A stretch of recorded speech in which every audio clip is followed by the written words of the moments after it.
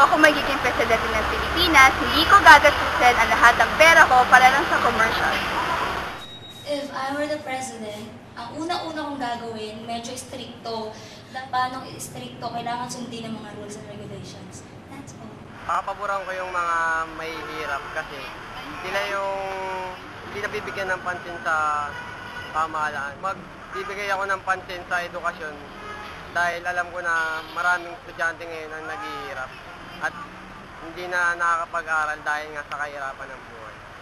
Kung ako ang presidente ng Pilipinas, pabibigyan ko na lang ng pagkain lahat ng tao.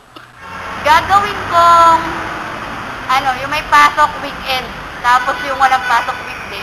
Yun lang, para masaya. Personally, I think rather than spending millions of money on a priceless dish, I think it should be going to hungry people because that's the main problem in the Philippines right now. Papatayo ko ng paaralan para sa mga kabataan at para magkaroon ng oportunidad ng mga walang perang mga kabataan. Bibigay ako ng libreng pagkain araw-araw para sa lahat ng mga may Pilipinas. Gagawin ko kapag naging president ako ng Philippines, I would change the current system of government to semi-presidential. Ipapasok ko lahat sa Mat 17. Bigyan ko po ng mga awards yung OFW kasi po sila yung bagong bayani. I'll stay single para walang pagkakagastusan yung pera ng mga President of the Philippines, I would make education accessible to all and families will be deprived of extreme hunger. Gusto ko anti-corruption. Walang mangungurap dun sa mga partido ko. Tapos, mag-focus ako sa may hirap.